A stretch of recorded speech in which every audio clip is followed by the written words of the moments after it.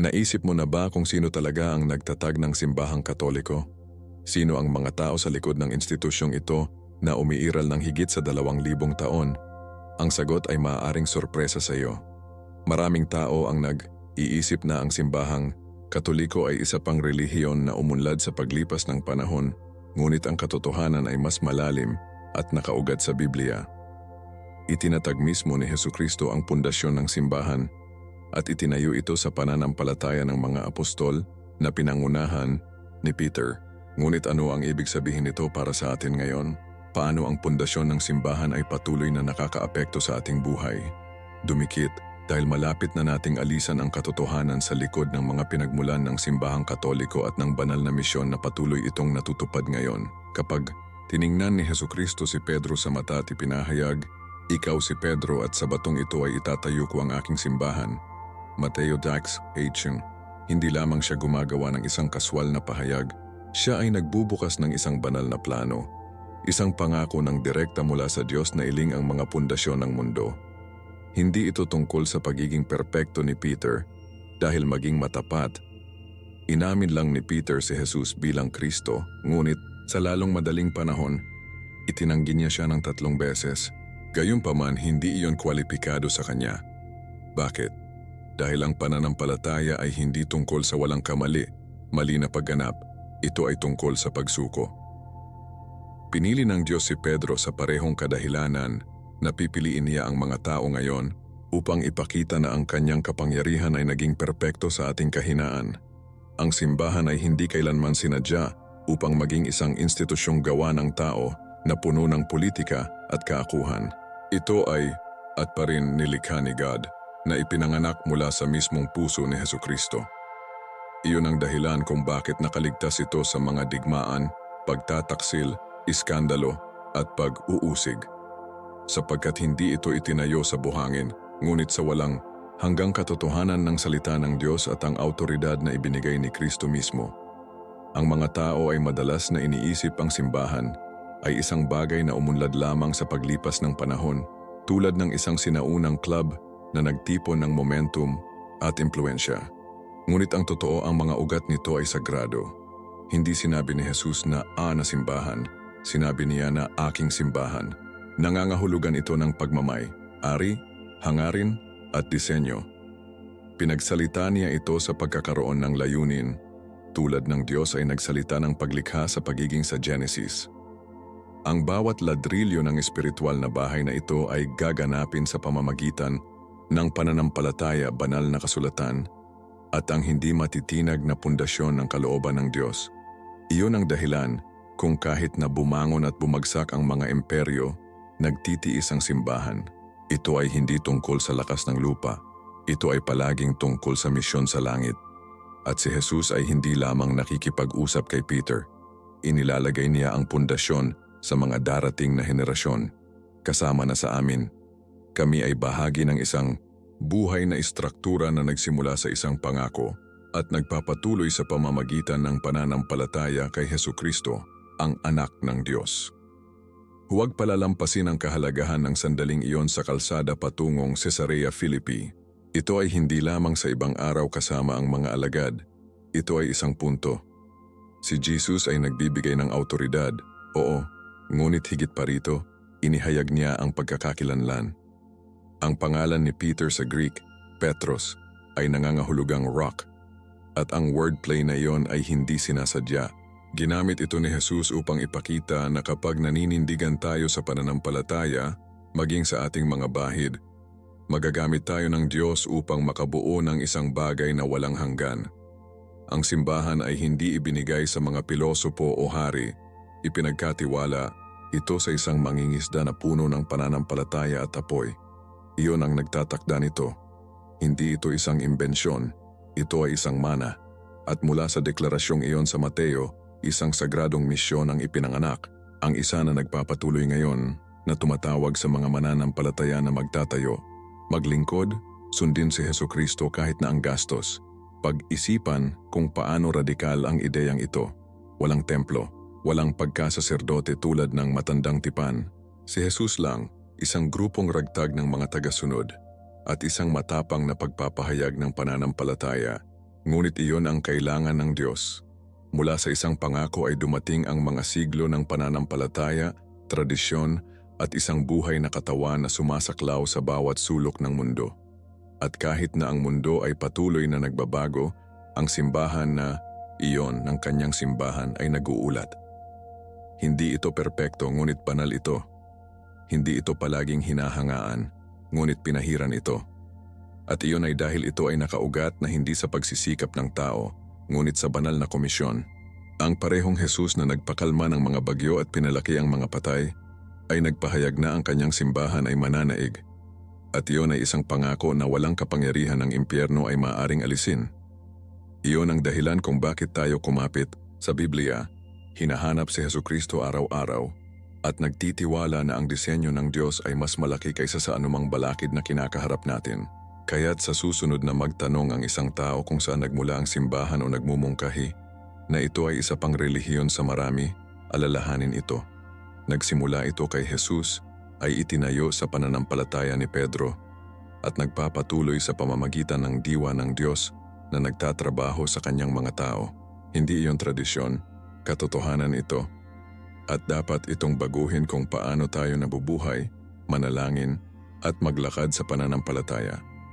Kung pinagkakatiwalaan ni Jesucristo ang hindi sakdal na si Pedro upang simulan ang sagradong misyon na ito, ano ang maaari niyang tawagan na gawin mo ngayon sa kanyang pangalan?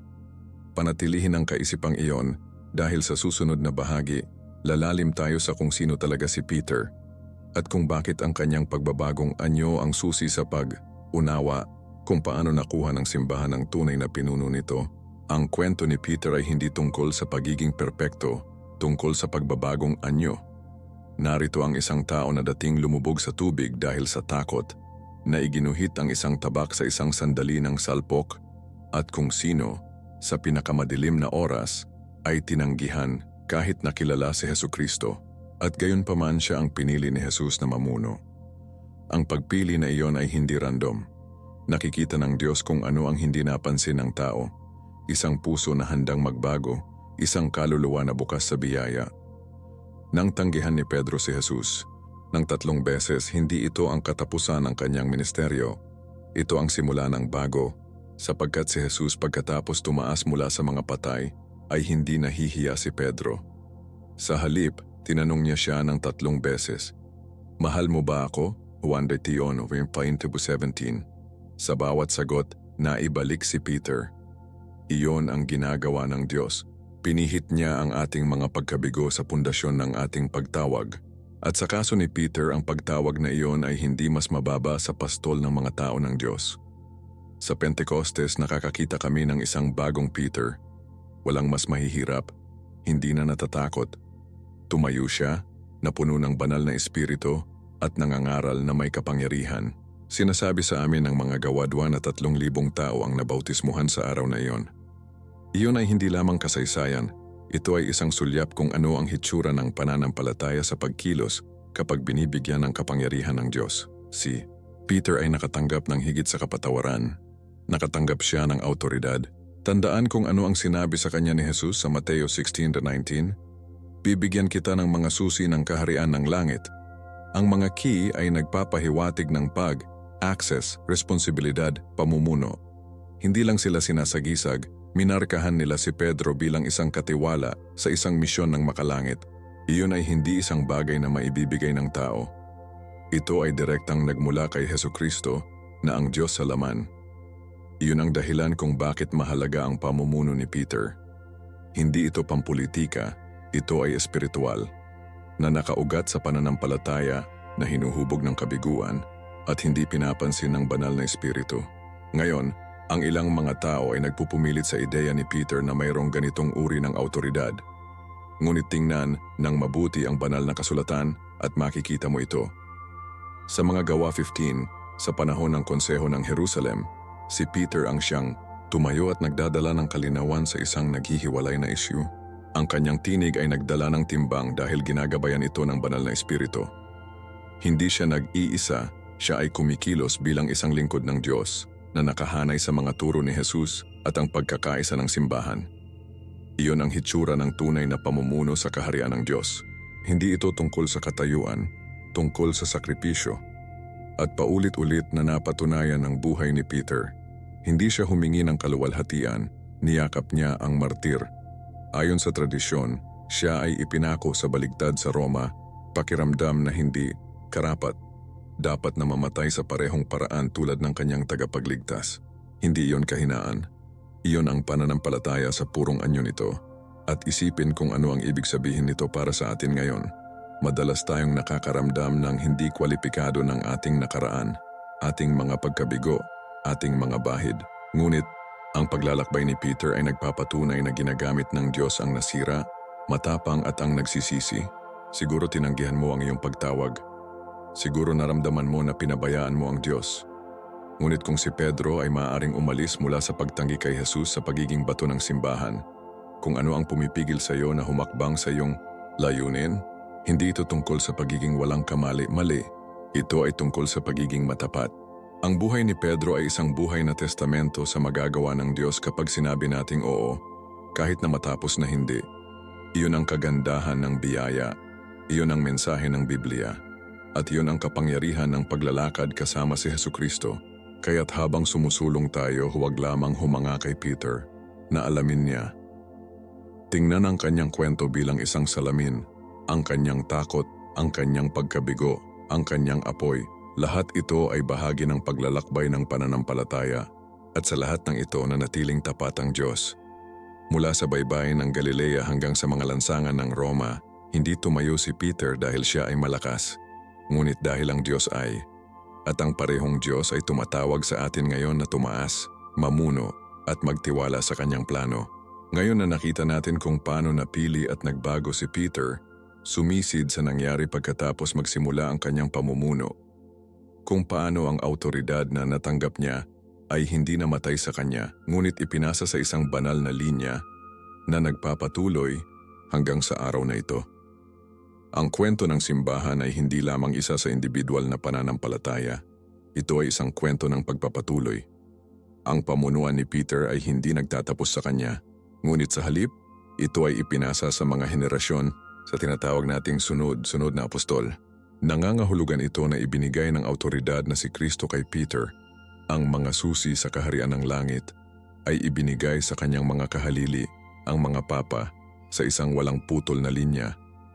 Ang tradisyon na ito ay hindi lamang batay sa appointment ng tao, banal ito. Habang tinitingnan natin ang unang simbahan, nakikita natin na ang mga apostol ay hindi lamang nagtatag ng mga simbahan. Nagtatatag sila ng isang buhay na pananampalataya, isa na isasagawa sa mga sumunod sa kanila. Ang sunod na apostol ay isang palatandaan na ang simbahan ay hindi isang imbensyon ng tao, ngunit isang banal na institusyon na ginagabayan ng banal na espiritu sa bawat edad. Ang kadena ng pamumuno na ito ay mahalaga sa pag-unawa sa pananaw ng simbahang Katoliko sa tradisyon at banal na kasulatan. Hindi lamang ito tungkol sa pagsunod sa mga patakaran na ipinasa mula sa henerasyon hanggang sa henerasyon. Ito ay tungkol sa manatiling tapat sa mga turo ng mga apostol na tinitiyak na ang pananampalataya ay nananatiling dalisay at hindi nababagabag. Sa 1 Thessalonica 2:15, hinikayat ni Pablo ang mga mananampalataya na tumayo ng matatag at hawakan ang mga turo na ipinasa namin sa iyo. Sa pamamagitan ng salita ng bibig o sa pamamagitan ng liham, ang talatang ito ay nagtatampok sa dalawang haligi ng pananampalataya, nakasulat na banal na kasulatan at tradisyon ng bibig. Habang ang Biblia ay ang pundasyon ng paniniwala ng Kristiyano, ito ang simbahan na, sa ilalim ng gabay ng banal na espiritu na natukoy kung aling mga sinulat ang tunay na inspirasyon.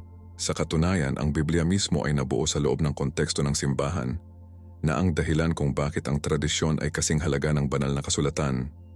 Para sa marami, ang ideya ng tradisyon ay maaaring mukhang hindi napapanahon o hindi nauugnay, ngunit isaalang-alang ito.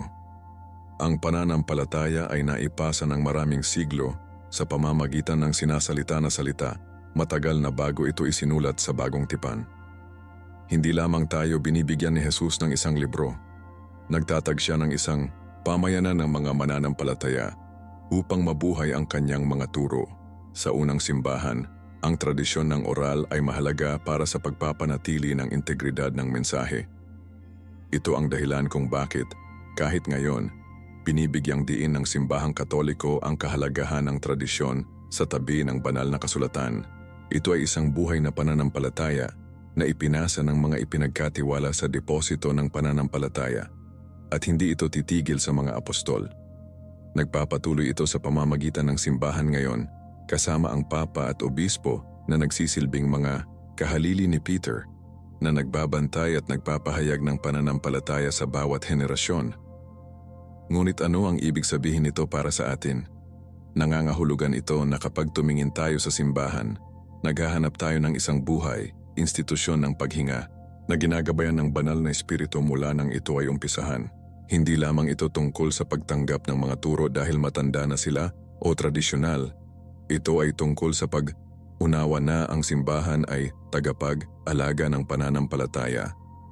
Ito ay may awtoridad na magturo at bigyang kahulugan ang mga banal na kasulatan sapagkat itinatag ito mismo ni Kristo at patuloy itong napapanatili ng kanyang espiritu. Ito ay isang banal na misteryo na ang parehong simbahan na tinulungan ni Peter na maitaguyod ay patuloy na umiiral ngayon na may parehong misyon upang ipahayag ang ebanghelyo at dalhin ang mga tao sa pakikipag-ugnay kay Hesukristo. Habang lumilipat tayo sa susunod na bahagi, galugarin natin kung paano gumaganap ang sunod na apostol na ito sa buhay ng simbahan, lalo na sa pamamagitan ng mga konseho na humuhubog sa ating mga paniniwala sa mga siglo. Ang mga konseho na ito ay hindi lamang mga pagpupulong, sila ay mga sandali kung ang simbahan na ginagabayan ng banal na espiritu ay tinukoy ang mga mahahalagang katotohanan tungkol sa ating pananampalataya. At ang mga katotohanan ito ay nabubuhay pa rin ngayon sa mga turo ng simbahan. Ngunit una pag-isipan natin ang kagandahan ng buhay na tradisyon na ito. Ito ay hindi isang static, lipas na kasanayan.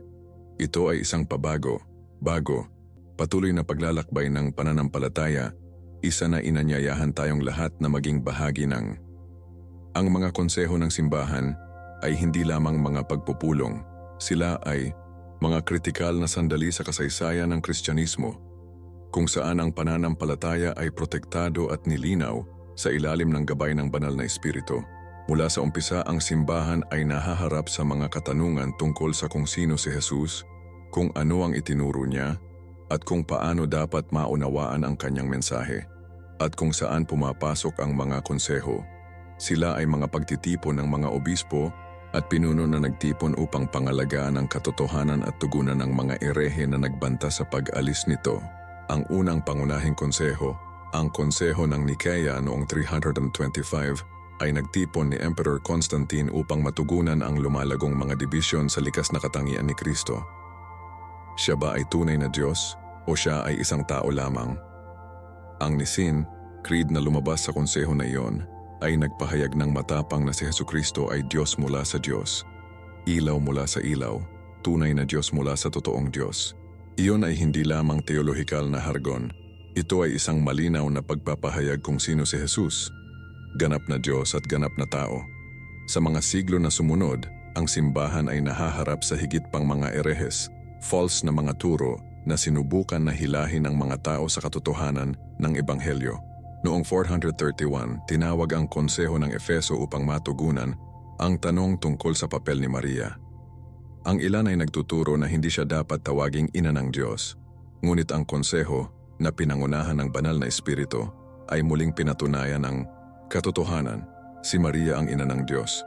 Bakit? Sapagkat si Jesus ay kapwa Diyos at tao, at bilang kanyang ina, dinala ni Maria ang Diyos sa loob niya. Ito ay hindi lamang isang teolohikal na tanong. Ito ay tungkol sa pag-unawa kung sino si Jesus at kung paano ang kanyang banal at tao na natures ay hindi magkakahiwalay na nagkakaisa. Kung wala ang pag-unawa na ito, ang buong pundasyon ng Kristyanismo ay gumuho. Pagkatapos ay dumating ang konseho ng Chalcedon noong 451 na tinapik ang tanong ng kalikasan ni Kristo muli, na nagpapatunay na siya ay kapwa 100% na Diyos at 100% na tao nang walang pagkalito o paghihiwalay. Ito ay hindi lamang tungkol sa pagtatanggol ng isang doktrina. Ito ay tungkol sa pagpapanatiling buhay ni Kristo. Sapagkat kung nawawalan tayo ng tunay na si Jesus, nawawala natin ang puso ng Ebanghelyo. At sa gayon, ang mga konseho ay hindi lamang tungkol sa pagprotekta sa doktrina. Sila ay tungkol sa pagpapanatili ng mismong kakanyahan ng Kristyanismo. Sila ang simbahan na pinangunahan ng banal na espiritu. Tinitiyak na ang mga turo ni Jesus ay mananatiling buo para sa mga susunod na henerasyon. Ang mga konseho na ito ay sandali nang ang buong simbahan ay nagtipon sa pagkakaisa at may pagpapakumbaba upang tukuyin ang katotohanan. Ngayon, nakatayo tayo sa mga balikat ng mga nakipaglaban para sa katotohanan sa mga konseho na ito. Ang mga doktrinang tinukoy nila, ang likas na katangian ni Kristo, ang papel ni Maria, ang pundasyon ng ating kaligtasan, ay patuloy na humuhubog sa ating pag-unawa sa pananampalataya. At habang ang simbahan ay nagbago sa ilang mga paraan sa mga siglo, ang mga katotohanang ito ay hindi nagbago. Sila ang bedrock kung saan ang lahat ay itinayo. Ito ang dahilan kung bakit, bilang mga Katoliko, pinarangalan namin ang awtoridad ng simbahan at ang mga konseho na nakatulong sa pagpapanatili at pagturo ng katotohanan. Ang simbahan ay hindi lamang isang koleksyon ng mga paniniwala. Ito ay isang buhay, institusyong paghinga na ginagabayan ng banal na espiritu upang mapanatili ang buhay may kaugnayan at totoo sa mga turo ni Hesukristo. Habang sumusulong tayo, isipin natin ang epekto ng mga konseho na ito sa ating sariling buhay ngayon. Nabubuhay ba tayo sa paraang sumasalamin sa katotohanan na ipinagtanggol nila? Mabilis ba tayong humahawak sa kapunuan ng Ebanghelyo tulad ng itinuro ng simbahan sa buong kasaysayan? Ang mga turo mula sa mga konseho na ito ay hindi lamang mga sinaunang doktrina. Sila ang buhay na salita ng Diyos na nangangahulugang gabayan tayo sa ating pang-araw, araw na paglalakad kasama ni Kristo. At ngayon sumisid sa kung paano patuloy na hinuhubog ng katotohanan na ito ang simbahan at ang misyon nito sa mundo ngayon. Ang paglaki ng Kristyanismo sa unang simbahan ay isang kwento ng pananampalataya, nababanat at banal na kapangyarihan. Mula sa umpisa, ang mga naniniwala ay nahaharap sa matinding pag-uusig. Gayunpaman ang pananampalataya ay kumalat tulad ng wildfire. Paano ang isang maliit, madalas na inaapi na pangkat ng mga tao sa Roman Empire ay lumago sa isang pandaigdigang kilusan na tatagal para sa milenya? Ang sagot ay nakasalalay sa kapangyarihan ng Ebanghelyo, ang lakas ng banal na espiritu at ang walang tigil na pangako ng mga Kristiyano na nauunawaan na ang mensahe ni Hesukristo ay nagkakahalaga ng lahat. Sa mga gawa 8:41, pagkatapos ng pagkamatay ni Stephen, isang malaking uusig ang sumabog laban sa simbahan. Gayunpaman nagsilbi lamang ito upang ikalat ang mga alagad at ikalat ang Ebanghelyo sa mga bagong rehiyon. Halos hindi ito kabalintunan, hindi ba?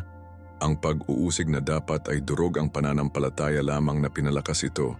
At iyon ay dahil ang Diyos ay may paraan ng paggamit ng kahirapan upang isulong ang kanyang kaharian. Ang Roman Empire, na may lahat ng kapangyarihan at impluwensya nito, ay hindi mapigilan ang pagkalat ng Kristyanismo. Sa katunayan, mas sinubukan itong sugpuin ito, mas umunlad ito. Ang mga unang Kristiyano ay hindi lamang nangangaral sa mga simbahan. Nangangaral sila sa mga lansangan, sa mga tahanan, at sa mga lugar kung saan nagtitipon ang mga tao. Nakakahawa ang pananampalataya dahil buhay ito. Ito ay hindi lamang isang hanay ng mga patakaran o isang malayong relihiyon. Ito ay isang paanyaya na makilala si Hesukristo ng personal. Ang mga tao ay gumaling, ang mga buhay ay nabago, at ang pag-ibig ng Diyos ay ibinuhos sa paraang hindi pa nakita ng mundo. Kahit na ang mga emperador tulad ni Nero ay nag-usig ng mga Kristiyano na may hindi masabi na kalupitan, lumaki ang pananampalataya. Bakit? Sapagkat ang puso ng mensahe ng Kristiyano ay hindi tungkol sa pag-iwas sa pagdurusa, tungkol sa paghahanap ng asa sa gitna nito. Ang pag-convert ng Emperor Constantine noong 313 AD ay isang punto ng pag-on. Sa utos ng Milan, ang Kristyanismo ay legal at ang simbahan ay binigyan ng kalayaan na sumamba ng hayag. Sa ibabaw, ito ay maaring parang isang tagumpay at ito ay, gayunpaman, nagdala din ito ng mga bagong hamon. Sa kalayaan ay dumating ang tukso ng kasiyahan. Bigla, ang pananampalataya ay hindi na isang bagay na mabuhay. Ito ay isang bagay na kaginhawaan. Ang mga tao ay maaaring magsagawa ng Kristyanismo ng walang takot, ngunit ang bagong kapaligiran na ito ay lumikha ng mga panganib ng mga natubig na paniniwala at kulturang Kristyanismo. Ang simbahan ay nahaharap sa panganib na mawala ang radikal na gilid nito, ang gilid na dating naging napakalakas nito. Kapag naging madali ang pananampalataya, maaari itong mawala sa lalim nito, at iyon ang babala para sa atin ngayon. Mas naghahanap tayo ng ginhawa, mas panganib nating mawala ang pagnanasa at kadalisayan ng ating pananampalataya. Gayunpaman, sa kabila ng mga hamong ito, ang simbahan ay patuloy na lumalaki. Sa gitna ng pag-uusig at kasaganaan, ang ebanghelyo ay nanatiling hindi nagbabago.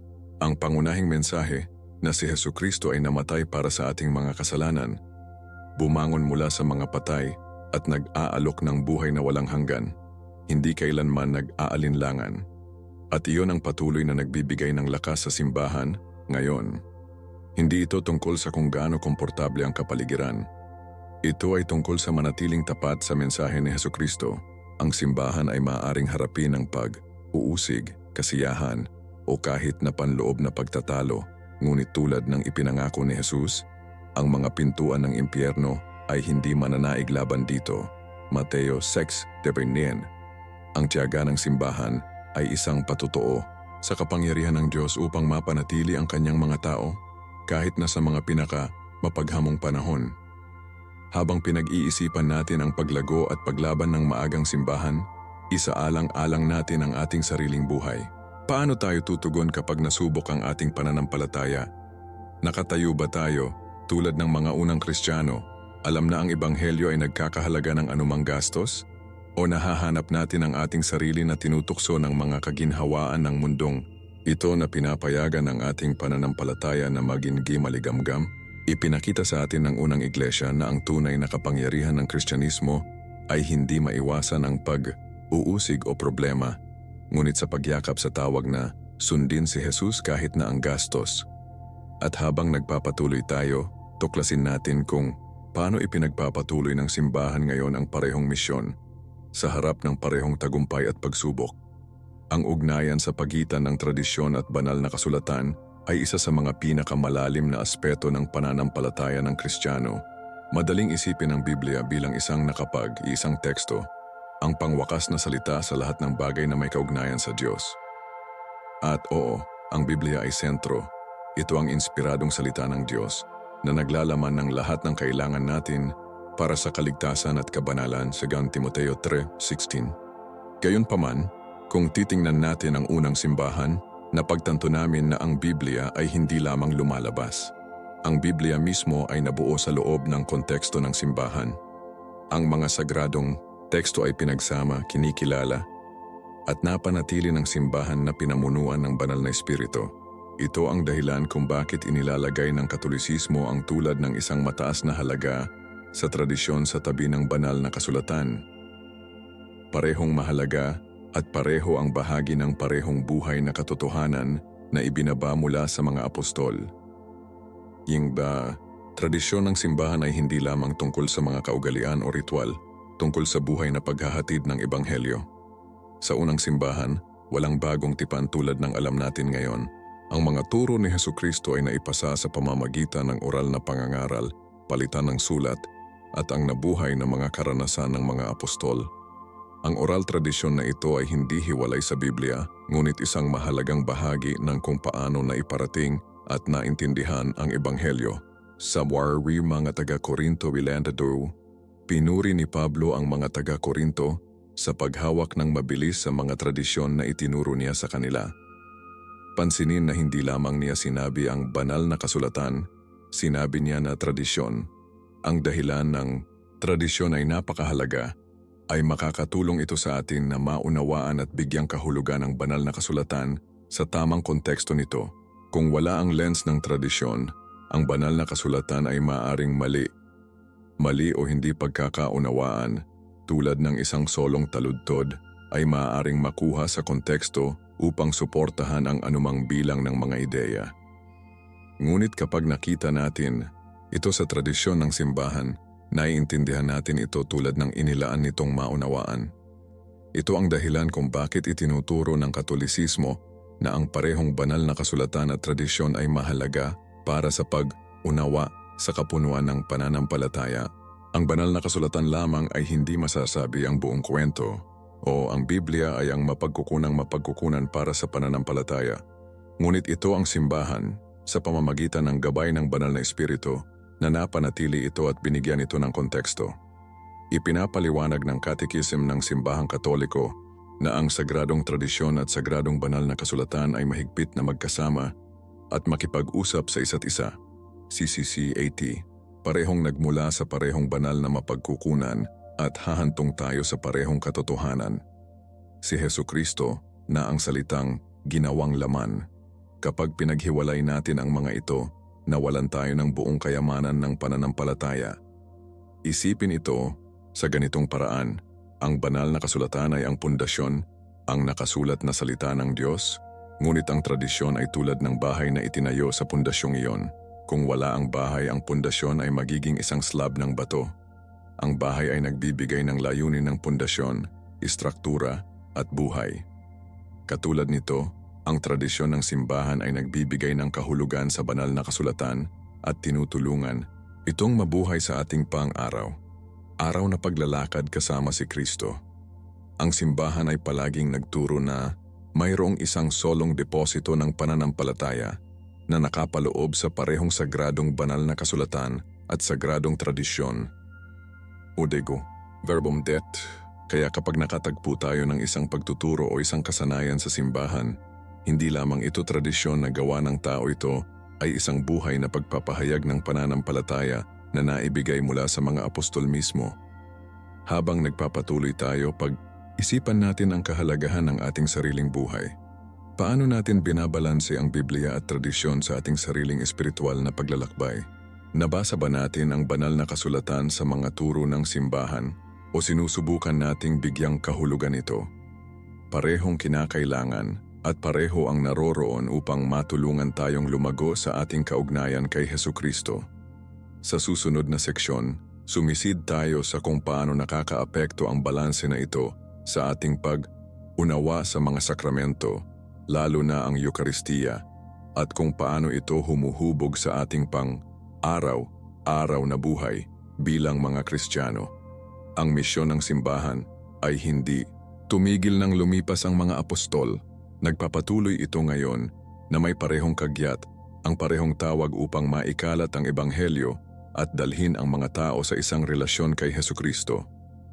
Nilinaw ni Jesus sa Mateo 28:19-20 na ang kanyang mga tagasunod ay lumabas sa buong mundo at gumawa ng mga alagad ng lahat ng mga bansa. Hindi ito mungkahi. Ito ay isang utos. Ang simbahan ay binigyan ng gawain ng pagpapatuloy ng gawaing sinimulan ni Jesus. Ipinangangaral ang mabuting balita, pagalingin ang nasirang puso, pinapakain ang gutom at dinala ang mensahe ng kaligtasan sa bawat sulok ng mundo. At hulaan kung ano, ang misyon na iyon ay may kaugnayan lamang ngayon tulad ng 2,000 taon na ang nakalilipas. Ngunit narito ang katotohanan, nagbago ang mundo. Nabubuhay tayo sa isang oras kung saan maraming tao ang nakarinig ng pangalan ni Jesus, ngunit hindi talaga siya kilala. Ang mensahe ng ebanghelyo ay madalas na hindi pinansin, tinanggihan o hindi pagkakaunawaan. Sa ilang mga lugar, ang mga Kristiyano ay inuusig pa rin, tulad ng sa mga unang araw ng simbahan. Ngunit kahit na ano ang itinapon sa amin ng mundo, hindi nagbago ang misyon. Ang simbahan ay tinawag pa rin upang maging mga kamay at paa ni Jesus sa isang mundo na talagang kailangan sa Kanya. Sinasabi sa atin ng Biblia sa 1 Pedro 9:4, campaign na tayo ay isang napiling mga tao, isang maharlikang pagkasaserdote, isang banal na bansa, espesyal na pag-aari ng Diyos, upang maipahayag mo ang mga papuri sa Kanya na tumawag sa iyo dahil sa kadiliman, sa Kanyang manghang ilaw. Yun ang puso ng misyon, upang ipahayag ang mga papuri ng Diyos at ibahagi ang mensahe ng pag-asa kay Hesukristo. Ang misyon na ito ay hindi lamang para sa mga pari, obispo o mga papa, para sa bawat mananampalataya. Ang bawat isa sa atin ay may papel na gagampanan sa pagkalat ng ebanghelyo. Ito ay maaaring magmukhang iba para sa iyo kaysa sa ginagawa nito para sa ibang tao, ngunit ang tawag ay pareho. Upang mabuhay ng matapang ang iyong pananampalataya at ibahagi ito sa iba. Kung tumutulong ka sa isang kapitbahay, pagsuporta sa isang misyonero, o simpleng pamumuhay ng iyong mga halaga sa isang mundo na hindi laging nauunawaan, nakikilahok ka sa misyon. Ang misyon ng simbahan ay nagpapatuloy sa bawat gawa ng kabaitan, bawat panalangin, bawat sandali ng pagsamba, at bawat pag-uusap kung saan ibinabahagi natin ang pag-ibig ni Kristo. Hindi lamang ito tungkol sa pag-ebanghelyo ng mga salita, tungkol sa pamumuhay ng ebanghelyo sa aming mga aksyon. Kahit ngayon, ang simbahan ay nahaharap sa maraming mga hamon. Ang kultura sa paligid natin ay madalas na nagtataguyod ng mga halaga na salungat sa ebanghelyo at maaari itong matukso na mga kompromiso o magkasya. Ngunit ang panawagan sa kabanalan ay nananatili. Patuloy ang misyon ng simbahan at magpapatuloy ito hanggang sa araw na bumalik si Kristo. Sa katunayan, ipinangako ni Jesus na ang mga pintuan ng impyerno ay hindi mananaig laban dito. Mateo 16:18. Hindi mahalaga kung gaano karaming pagsalungat ang kinakaharap ng simbahan, ang plano ng Diyos ay hindi mapigilan. Ito ang pag-asa na dala natin. Hindi lamang ito tungkol sa pananampalataya para sa ating sarili, tungkol sa pagbabahagi nito sa mundo. At tulad ng ginagawa natin, nagiging bahagi tayo ng isang banal na plano na umaabot sa mga apostol at magpapatuloy hanggang sa bumalik si Kristo. Habang pinag-iisipan natin ito, isipin ang tungkol sa iyong papel sa misyon ngayon. Nabubuhay mo ba ang iyong pananampalataya sa isang paraan na kumukuha ng iba kay Kristo? Matapang mong inihayag ang mabuting balita, hindi lamang sa mga salita, ngunit sa paraan ng iyong pamumuhay. Ang misyon ng simbahan ay buhay at ikaw ay bahagi nito. Sa susunod na bahagi, galugarin natin kung paano patuloy na ipinaglalaban ng simbahan ng katotohanan sa isang mundo na patuloy na nagbabago, ngunit tandaan kahit gaano kahirap ang paglalakbay, hindi tayo nag-iisa. Ang parehong banal na espiritu na nagbigay kapangyarihan sa mga apostol ay nagbibigay kapangyarihan sa atin ngayon. Sa pagtatapos ng paglalakbay na ito sa pamamagitan ng kasaysayan at misyon ng simbahan, nahaharap tayo sa isang mahalagang katanungan. Talagang tinatanggap ba natin ang lahat ng katotohanan na ipinahayag ng Diyos? O sinusubukan nating iakma ito sa ating sariling mga kagustuhan? Ito ay hindi lamang isang ehersisyo sa intelektual, bagay ito sa puso.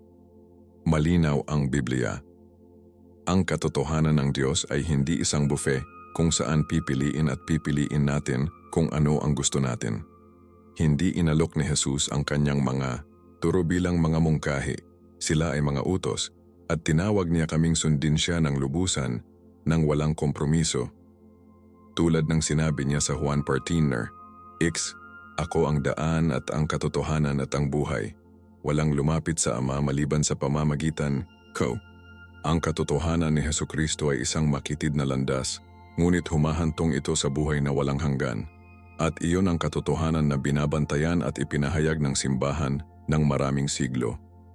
Sa mundo ngayon, madali itong mahulog sa bitag ng kulturang Kristyanismo kung saan isinasagawa natin ang ebanghelyo upang magkasya sa ating mga hinahangad o ang ating kaginhawaan. Ngunit hindi iyon tunay na Kristyanismo.